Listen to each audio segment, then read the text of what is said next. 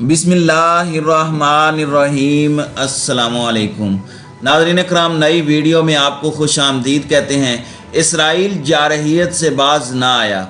7 सालों के बाद हमसाया मुल्क लुबनान पर फ़िज़ाई हमले शुरू कर दिए, जबकि हिज़्बुल्लाह, हमास और मुज़ाहमती तंजीमों ने अपने रॉकेट्स को इसराइल पर बरसाने के लिए तैयार कर लिया है।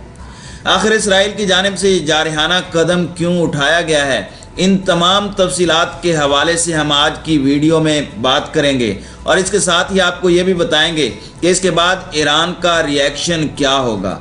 तो हम वीडियो की तफसील में जाने से पहले चैनल पर नए आने वाले दोस्तों से गुजारिश है कि हमारे चैनल को सब्सक्राइब कर लें, बेल आइकन पर क्लिक कर लें, ऑल नोटिफिकेशंस को ऑन कर लें ताकि हमारी नई आने वाली वीडियोज़ आपको बर वक्त मिल सकें। नाज़रीन इकराम, इसराइल ने एक बार फिर जारहियत की इंतहा कर दी है। इसराइली लड़ाका तैयारों ने सरहद पार लुबनान के इलाकों पर फ़िज़ाई हमले शुरू कर दिए हैं।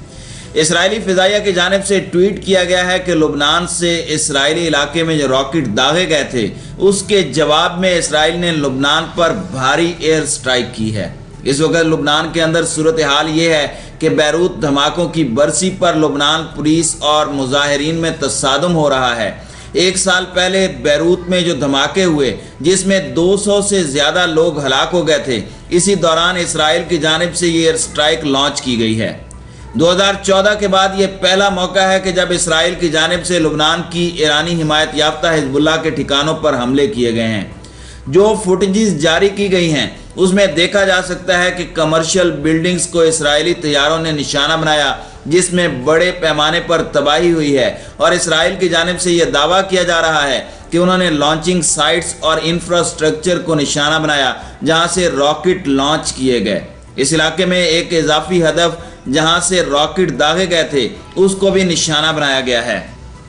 नाज़रीन इकराम, इस वक्त लुबनान के अंदर हालात काफ़ी ज़्यादा ख़राब हैं। मुआशी तौर पर मुल्क बहुत कमज़ोर हो चुका है। फ़ौज को देने के लिए तनख्वाहें भी मौजूद नहीं हैं, जिसकी वजह से यह ख़दशा ज़ाहिर किया गया कि शायद लुबनान की फ़ौज ही ख़त्म कर दी जाए। इसराइली फ़ौज ने कहा है कि लुबनान को उसकी सरजमीन से शुरू की जाने वाली तमाम कार्रवाइयों का ज़िम्मेदार ठहराया जाएगा। जनूबी लुबनान के मुख्तलिफ मकामात पर यह स्ट्राइक की गई है और इसराइल की जानिब से कहा गया है कि यह उस हमले का जवाब है जो गुज़श्ता रोज़ इसराइल पर किए गए हैं। इसराइली फ़िज़ाइया का कहना है कि शाम में हिज़्बुल्लाह या ईरानी अहदाफ पर हम मामूल के मुताबिक हमले करते हैं, लेकिन 2014 के बाद ये पहला मौका है कि जब उन्होंने लुबनान में अहदाफ को निशाना बनाया। लुबनान में अल-मिनार टीवी की रिपोर्ट के मुताबिक, जो कि हिज़्बुल्लाह से वाबस्ता और उनके ज़ेर इंतज़ाम है, उसका कहना है कि इसराइली तैयारों ने तकरीबन सरहद से 7 मील अंदर महमूदिया के कस्बे के अंदर दोपहर 12:40 पर 2 हमले किए हैं। लुबनान की सरकारी न्यूज़ एजेंसी ने भी इन हमलों की इत्तला दी है, लेकिन तफसीलात फराहम नहीं की। नाज़रीन इकराम, यह दूसरा दिन है कि जब इसराइल ने लुबनान से रॉकेट फायर करने की इत्तला दी थी।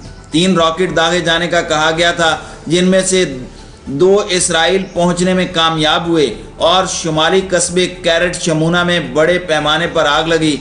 4 अफराद के ज़ख्मी होने की इत्तलाआत हैं। हालांकि इस हमले का फौरी तौर पर इसराइली फ़ौज ने जवाब दिया। आर्टरी के 3 राउंड इस इलाके की जानिब से दागे गए जहां से रॉकेट आए थे, जिसके बाद जनूबी लुबनान के इस इलाके के अंदर गाड़ियों में आग भड़क उठी, लेकिन इससे कोई जानी नुकसान नहीं हुआ। नाज़रीन इकराम, इसराइल मुसलसल खित्ते के अंदर हालात ख़राब करने के लिए कभी ईरान के तेल बरदार बहरी जहाज़ों को निशाना बनाता है और कभी शाम में हिज़्बुल्लाह, लुबनान और इस्लामी मुज़ाहमती तंजीमों के अड्डों को निशाना बनाता है, जिससे बड़े पैमाने पर नुकसानात भी होते हैं। माजी में भी इसराइल ने लुबनान की हिज़्बुल्लाह के ख़िलाफ़ एक जंग लड़ी थी, जिसमें हिज़्बुल्लाह ने इसराइल को ऐसी धूल चटाई कि इसराइल को इन इलाकों से दस्तबरदार होना पड़ा, जिन पर काफ़ी अरसे से उसने कब्ज़ा कर रखा था। अब की बार हालात ऐसे पैदा हो रहे हैं कि यूं लग रहा है कि किसी वक्त भी एक बड़ी जंग का पेश खेमा बन सकते हैं। नाज़रीन इकराम, दूसरी जानिब ईरान की जानिब से हिज़्बुल्लाह, हमास और दीगर इस्लामी मुज़ाहमती तंजीमों को ग्रीन सिग्नल दे दिया गया है कि अगर इसराइल की जारहियत बंद नहीं होती तो इसराइल को मिलकर तारीख साथ सबक सिखाया जाए। चंद दिन पहले अमेरिका ने इसराइली लीज शुदा ऑयल टैंकर का बदला लेने के लिए ईरान के खिलाफ इसराइल के साथ मिलकर कार्रवाई करने का ऐलान किया था। اسرائیل اور امریکہ کا کہنا تھا کہ ان دونوں کی انٹیلیجنس کے مطابق اسرائیلی کھرب پتی شخص سے منسلک مرسس اسٹریٹ نامی آئل ٹینکر پر عمان کے ساحل پر ہونے والا حملہ ایرانی ڈرونز کے ذریعے کیا گیا تھا۔ امریکی وزیر خارجہ اینٹونی بلنکن نے واقعے کو تجارت اور بحری جہازوں کی آمد و رفت کی آزادی کے لیے خطرہ قرار دیا، اور آج ایک بار پھر ایران پر ایک اور بحری جہاز کو ہائی جیک کرنے کا الزام عائد کیا گیا ہے۔ مغربی میڈیا کی جانب سے الزام لگایا جا رہا ہے کہ ایک آئل ٹینکر جس کا نام اسفالٹ پرنسس ہے، جسے مبینہ طور پر ایرانی کمانڈوز نے ہائی جیک کیا ہے اور اسے تہران کی طرف چلنے کا حکم دیا ہے۔ بتایا گیا ہے کہ 9 مسلح لوگ کشتیوں پر آ کر اس جہاز میں سوار ہوئے اور اسے ہائی جیک کیا۔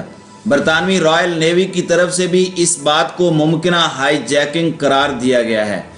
بتایا جا رہا ہے کہ ہائی جیکنگ کا یہ مبینہ واقعہ خلیج عمان میں آبنائے ہرمز کے قریب پیش آیا، جہاں دنیا کی مجموعی تیل کی ترسیل میں سے 20% اسی سمندری گزرگاہ سے ہوتی ہے۔ برطانوی میری ٹائم آرگنائزیشن کی طرف سے جاری ایک واقعے میں اس واقعہ کو مبینہ ہائی جیکنگ قرار دیتے ہوئے اس علاقے میں موجود دیگر کپتانوں کو متنبہ کرنے کی ہدایات جاری کر دی گئی ہیں۔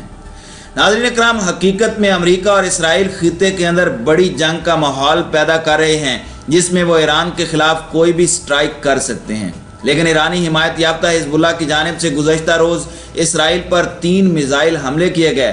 اس کے بعد اسرائیل کی جانب سے ایئر سٹرائک کی گئی۔ ان تمام حالات و واقعات میں یوں لگ رہا ہے کہ ایران کی جانب سے آنے سے پہلے ہی ایرانی پراکسیز نے اسرائیل کو اتنا انگیج کر دیا ہے کہ اس کی رہی صحیح کسر بھی ٹوٹ جائے، کیونکہ حماس کے ساتھ ہونے والی 12 روزہ جنگ میں ایران نے اسرائیل کی طاقت کو اچھی طرح چیک کر لیا ہے کہ اگر 3-4 اطراف سے اسرائیل کو انگیج کیا جائے تو اسرائیل ریت کے ٹیلے سے زیادہ ثابت نہیں ہوگا۔ یہ اسرائیل جس کی امریکہ اور مغربی ممالک نے بڑے پیمانے پر مارکیٹنگ کی، اب یہ اسرائیل اتنی ترقی کر چکا ہے کہ وہ ہارپ ٹیکنالوجی کے ذریعے دنیا میں مصنوعی زلزلے، سیلاب اور پتہ نہیں کیا کیا کچھ کر سکتا ہے۔ اسرائیل کے موجودہ وزیر اعظم چند مہینے پہلے انہوں نے اسرائیلی وزارت دفاع کے عہدے سے فارغ ہونے کے بعد سوشل میڈیا پر 2 عمارات کی تصویریں شیئر کی تھیں، اور وہ بھی اپنی ایک ویڈیو میں، جس میں ان عمارتوں کو حماس کے دہشت گردی کے مراکز قرار دیتے ہوئے کہا گیا تھا کہ جب تک اسرائیل ان عمارتوں کو تباہ نہیں کرتا، اسرائیل اپنے دفاع کا حق ادا نہیں کر سکے گا۔ ناظرین اکرام، دنیا بھر کو گمراہ کرنے کے لیے بنائی گئی اس ویڈیو میں جو 2 عمارتیں دکھائی گئیں، ان میں سے ایک اسلام آباد کی الشفا ہاسپٹل کی تھی، اور ویڈیو میں اسرائیل کے موجودہ وزیر اعظم کا استدلال تھا کہ غزہ کے علاقے میں قائم یہ عمارتیں حماس کا ہیڈ کوارٹر ہیں، اور یہی عمارتیں معصوم اسرائیلی شہریوں پر حملوں کا باعث بن رہی ہیں۔ ناظرین اکرام، 2 منٹ کی اس ویڈیو میں نفتالی بینٹ نے اپنے تئیں ایسے اداروں، تنظیموں اور مختلف گروہوں کو جو فلسطین پر اسرائیلی مظالم کی مذمت میں انسانی ہمدردی کے ناطے سے دن رات ایک کیے ہوئے تھے، تصویر کا دوسرا رخ دکھانے کی کوشش کی، لیکن اس بھدی کوشش میں جھوٹ کا سہارا لینے کی کوشش کی گئی، جیسے ہی دنیا بھر میں موجود تبصروں کے ساتھ یہ ویڈیو وائرل ہوئی، چاروں جانب پاکستان اور اس کے اداروں کے خلاف ایک طوفان مچ گیا۔ اس میں 2 درجن کے قریب امریکہ، جرمنی، سویڈن اور برطانیہ میں پناہ لیے ہوئے افراد نے بھی تیل چھڑکنے کی بھرپور کوشش کی۔ دنیا کے مشہور سکالرز، دانشمندوں اور عالمی تنظیموں سے تعلق رکھنے والے جان اولیور، بیلا حدید وغیرہ کو، جو اسرائیل کے فلسطینی عوام پر ڈھائے جانے والے مظالم کے خلاف انسانی ہمدردی کی مؤثر آواز بنے ہوئے تھے، انہیں جواب دیتے ہوئے نفتالی بینٹ کہتا ہے کہ آپ ہمیشہ پرامن شہریوں جو کہ اس فائرنگ میں مارے جاتے ہیں ان کی حمایت کرتے ہوئے اسرائیل کو نشانہ بناتے رہتے ہیں۔ سچ جاننے کے لیے آپ کو اس سائن بورڈ کو غور سے دیکھنا ہوگا جس پر الشفا لکھا ہوا ہے۔ یہی وہ جگہ ہے جسے حماس کے دہشت گرد اپنے استعمال میں لاتے ہیں، جہاں پر دہشت گردوں کا علاج کیا جاتا ہے، بلکہ اب تو یہ معلوم ہو چکا ہے کہ اسے حماس کے ہیڈ کوارٹر کے طور پر استعمال کیا جا رہا ہے۔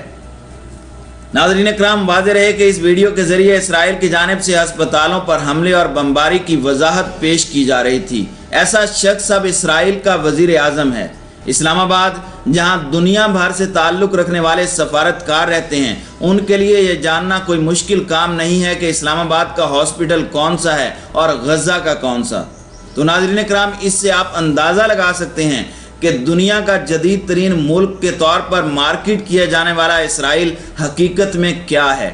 یہ سب بتانے کا مقصد یہ ہے کہ آپ کو یہ بتا سکوں کہ اسرائیل پر اسلامی مزاحمتی تنظیموں کی جانب سے بیک وقت یلغار کر دی گئی تو اسرائیل کے لیے اپنی سلامتی برقرار رکھنا ناممکن ہو جائے گا۔